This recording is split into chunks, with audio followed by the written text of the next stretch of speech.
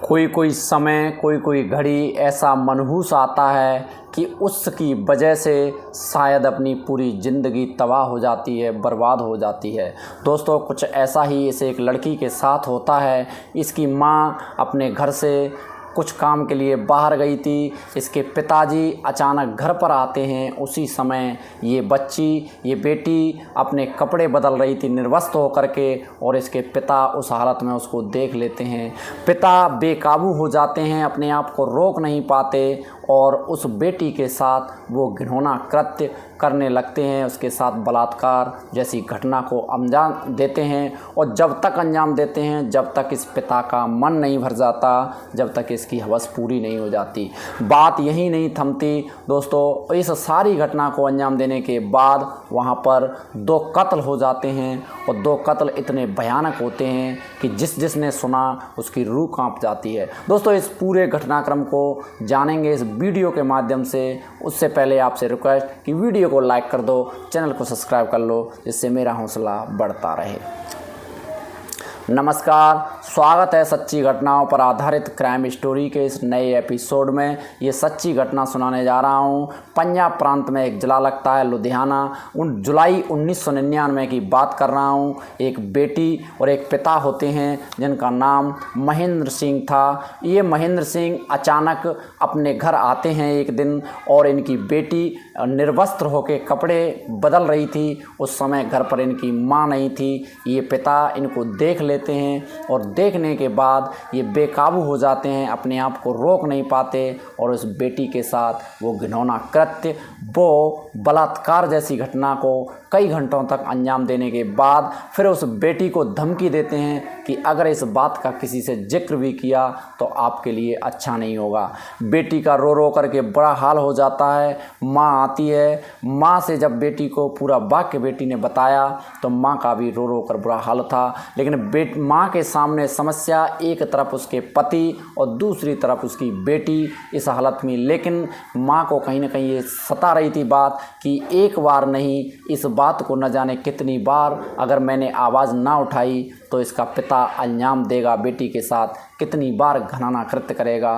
तो माँ उस बेटी को लेकर के थाने पहुंच जाती है और उस पिता के खिलाफ सारे वाक्य थाने में बताती है, उसके खिलाफ रिपोर्ट लिखाती है। दोस्तों, 1999 में इसको जेल होती है। जेल होने के बाद 2005 तक ये जेल में रहता है। जब 2001 में इनके ऊपर आरोप सिद्ध हो जाता है तो उसके बाद 2005 तक ये जेल में रहते हैं। 2005 तक इसका जो व्यवहार था जेल में, बाकी जो कैदी थे उनको और जेल में जो बाकी स्टाफ था उन सबको ऐसा लगता है, स्टार्टिंग में तो सभी लोग इससे नफ़रत करते हैं, लेकिन वाकई में इन्होंने जो 2001 से 2005 तक जो व्यवहार उनके सामने जो रखा था, जो व्यवहार किया था, वो उनको लगता था कि शायद इसके ऊपर जो आरोप लगे हैं वो झूठे हैं, क्योंकि इसका जो व्यवहार है उसके हिसाब से तो हमें लगता नहीं। तो इसी चीज़ को देखते हुए कुछ लोग इन्हें सलाह देने की कोशिश करते हैं कि क्यों नहीं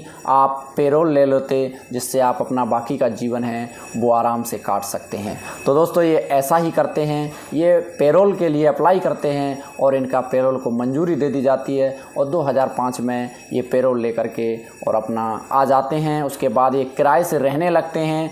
किराए से जब ये रहते हैं, उसी बीच लगभग 1 साल हो जाती है इनको रहते रहते। तो एक दिन ये अपनी जो इनकी पत्नी थी और इनकी बेटी थी उसको कहास पहुंचाते हैं कि आपको मेरी किसी भी वस्तु से हाथ नहीं लगाना है, मेरी सारी जो है मेरी संपत्ति है या जो भी है उन सब से दूर रहना है। दोस्तों, इधर पत्नी जब ये चीज़ें सुनती हैं तो डर जाती हैं, क्योंकि काफ़ी दिन के बाद ये जेल से आए थे, पता नहीं इनका क्या मूड है। और उसके बाद लेकिन अब करें तो क्या करें, वो अपना जहाँ जिस घर में रह रही थी वो शायद इस महेंद्र सिंह का था, लेकिन वो उसी को इस्तेमाल कर रही थी।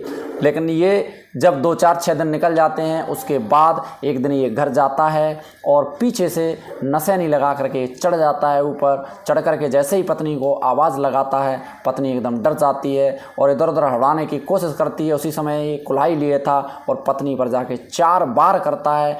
पहला बार उसके सर पर करता है, सर फट जाता है। दूसरा बार ये करता है कंधे पर, लेकिन पत्नी हाथ लगा देती है, उसका हाथ कट जाता है। तीसरा पीठ पर और उसके पैर पर करता है। पत्नी वहीं ढेर हो जाती है। उसके बाद ये बेटी की तरफ बढ़ता है, 9 बार ये बेटी पर करता है, बेटी को कत्ल बोटी बोटी कर देता है। उसकी बेटी का कत्ल करने के बाद जैसे ही ये जो दूर की रिश्तेदार सालू थी उसकी तरफ बढ़ता है, लेकिन उसको वक्त मिल जाता है और वो एक कमरे में घुस जाती है, उसका अंदर से गेट कुंडी लगा लेती है।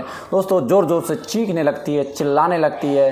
बाकी के जो पड़ोसी उसकी चीखने की आवाज़ को सुनते हैं, आते हैं, आने की कोशिश करते हैं, इधर उधर से फांगते हैं, गेट तोड़ते हैं। जैसे ही अंदर प्रवेश करते हैं ये वहाँ से भाग जाता है और ये पहुँच जाता है अपने जहाँ पर एक किराए से रहता था।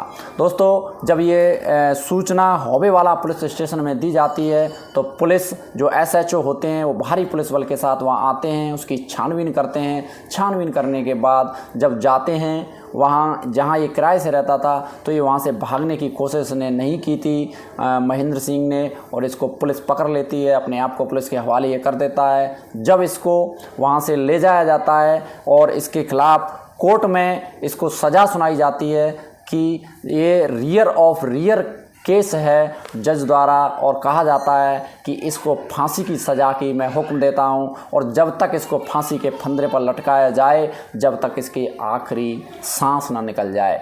उसके बाद दोस्तों ये इसकी जीने की इच्छा आगे थी। ये सालखंड गुजरने के बाद फिर ये हाई कोर्ट में अपील करता है, जो हाई कोर्ट में ये अपने वकील के माध्यम से जो दलील रखता है उन सारे जो है कागज़ों को देखते हुए, और जो हाई कोर्ट का जज होता है वो पूरी इसकी जो सज़ा होती है उसको स्थिर रखता है, बरकरार रखता है। लेकिन उसके बाद ये 1 साल पीछे फिर ये जो है सुप्रीम कोर्ट में अप्लाई करता है, और उसके बाद सुप्रीम कोर्ट इनकी दलीलें सुन करके इसके साथ थोड़ा रियायत बरतता है और इसकी जो सज़ाए मौत थी उसको बदल करके और इसकी सज़ा को कठोर कारावास व दंडनीय अपराध समझ के कठोर कारावास यानी कि इसको उम्र कैद की सज़ा सुनाई जाती है।